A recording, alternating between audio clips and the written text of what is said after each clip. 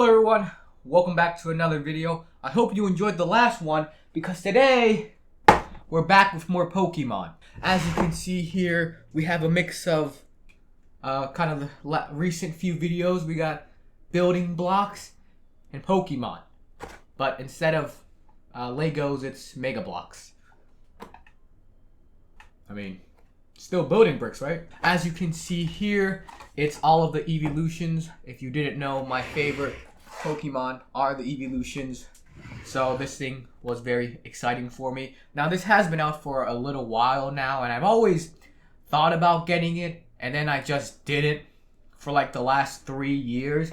And in that time, this has gone through, like, what's interesting is this packaging has gone through like different versions. I think the original was blue, and then there was one where it was like a Pokeball, and now this is, I think, the third iteration of this thing.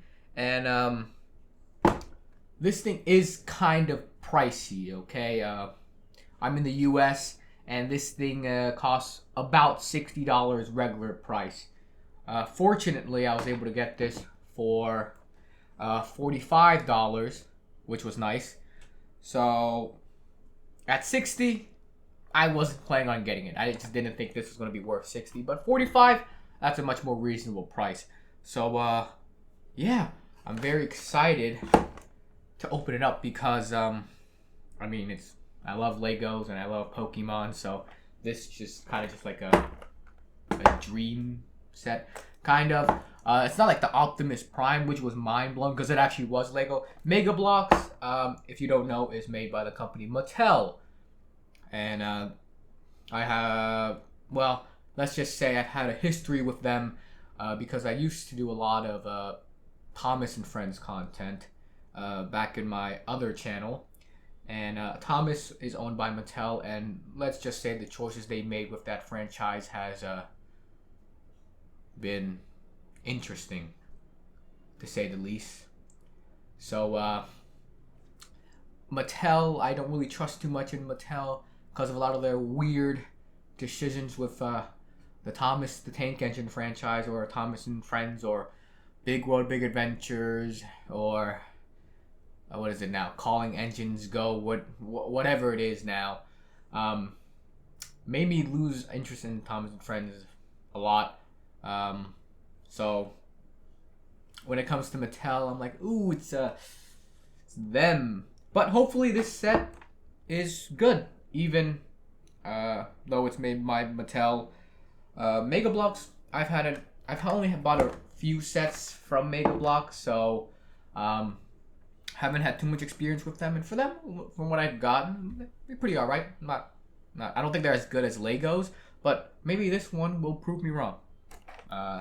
With that, let's just open it. Okay. This is quite interesting. It's set up like this, so it's like each Eeveelution is in its own pouch. Of course, Eevee is in its own pouch as well. And then why don't we open up Eevee here. For each one, you get a separate instruction, which is interesting. And then you get the bags with the actual parts. Now this shouldn't take me too long. I mean, just looking at it, just one of them has like only like a handful of parts. So I guess I'll get all of them built and then get straight back to you. So here are all the Eeveelutions all built up, and of course inside the set you have Eevee. Then you got the Generation 1 Eeveelutions, Jolteon, Flareon, and Vaporeon. Generation 2 with Espeon and Umbreon. Generation 4 with, of course, Glaceon and Leafeon. And last but definitely not least, Gen 6 Sylveon. Now let's talk about the Eeveelutions individually, starting off with Eevee, of course. Now even though Eevee is smaller than the rest of the Eeveelutions, I think that it's really cute and it looks great, and it has more posability than the rest of them. So it's a nice addition to my ever-growing Eevee collection. Next up is Jolteon, and Jolteon is probably one of the more basic ones in this set, but a lot of the Eeveelutions use the same building style, and so a lot of them will be very similar to each other. But one thing I don't like about this set is that they use rubber pieces throughout, and that creates a gap between two different bricks, which I find annoying. Next up, you have Flareon, and I really like Flareon, especially its brick-built tail, because it looks a lot like Flareon's actual tail, and it sets it apart from other evolutions. Plus, its hair is mad stylish. Now, my favorite evolution of the set is probably Vaporeon, just because of that tail build, because that allows you to flop like a fish, and that's fun, right guys? Now, Vaporeon also has a lot of interesting pieces, and it looks really unique compared to the rest. Next up is a fan favorite, Umbreon, and Umbreon is one of the more simpler builds in the set next to Jolteon. However, it does have a lot of nicely printed pieces, which is, well, nice. And I think that the simplicity really works for Umbreon just because of Umbreon's regular design, and I really like it. Of course, next up is Espeon, and weirdly enough, Espeon doesn't have feet. It's just a regular piece. Espeon does have that rubber piece, but fortunately the gap isn't too big, so I can let it slide this time. However, I will say though that even though Espeon's tail looks good, I wish it had more articulation. It's pretty much just stuck in one position the entire time. Heading over to Generation 4, we have Leafeon, and Leafeon unfortunately has a similar problem to Espeon where the tail is pretty much set to one position. Although, what is interesting about Leafeon is it definitely has the most rubber parts to it, aside from the tuft that some of the other evolutions have. But as you can see, Leafeon here has them on all 4 of his limbs and on his chest. And I actually don't mind them too much because it adds a lot of character to Leafeon and the gaps aren't too bad. Of course, you have Glaceon, and I really like the brick-built tail because it's similar to Flareon, but it adds a lot of character to Glaceon and makes it separate and unique from the other evolutions. Plus, the hair also adds a lot to it and makes it look really, really cute, in my opinion. Finally, you have the fairy type Sylveon, and overall I think Sylveon is really cute and really accurate to how Sylveon looks in Pokemon. One thing I will say though is that similar to Espeon, the tail is set to one position and I wish it was more posable. However, it's still really cute overall and I think it looks great. However, using Sylveon as a segue to the many problems I have with this set, one is that the ribbon, the front ribbon, falls off. The piece that holds the ribbon falls off a lot just by moving it. And that's because the peg that holds it together is too short. It's not long enough. Which is weird because the ribbon on her ear is fine. It doesn't come off at all. But the one on front comes off all the time. Really just bad design overall. You can put it backwards, but now you have one that's backwards and one that's forward, which looks weird. Another problem. Eevee has knee articulation, but literally no one else in the set does. Why? Why would you design it like that? One thing, the build. The build was very, very repetitive because after the first like 3 builds, you start realizing it's a pattern. It's the same over and over and over and over and over again. This isn't too much a fault of the set, but more of just because all the evolutions are very similar to each other. Now here is a problem with this set. The quality control on this set is pretty abysmal. I already have multiple cracks on some ball joints on Eevee, and then other ball joints have stress marks on the other evolutions and whatnot. How do you already have a crack just from putting the toy together?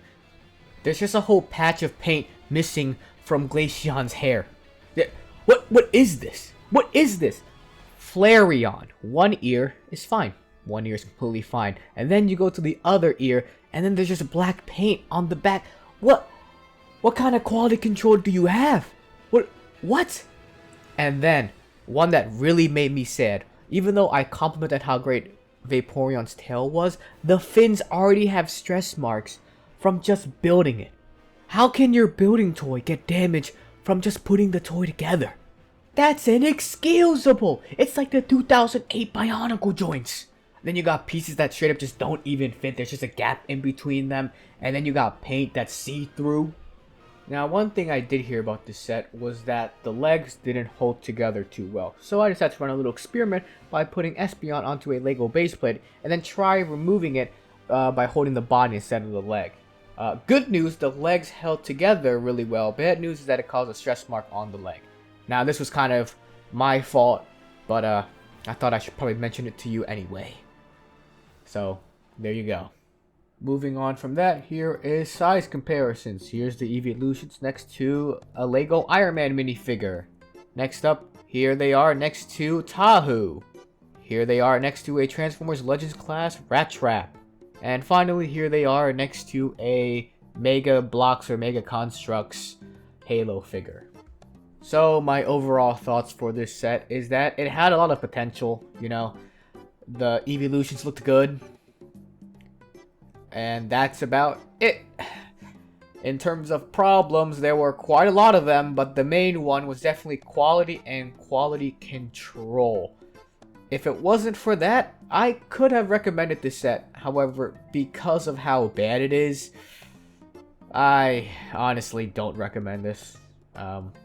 If you're a fan of Pokemon, I would recommend you go buy other Pokemon products, maybe like a Pokemon Elite Trainer box, or if you're a fan of Legos or building blocks, you should go buy Lego instead. And yeah, all I can really say is that I'm disappointed, but hopefully the next thing I unbox will be not as disappointing as this. So until then, I'll see you all next time. Bye!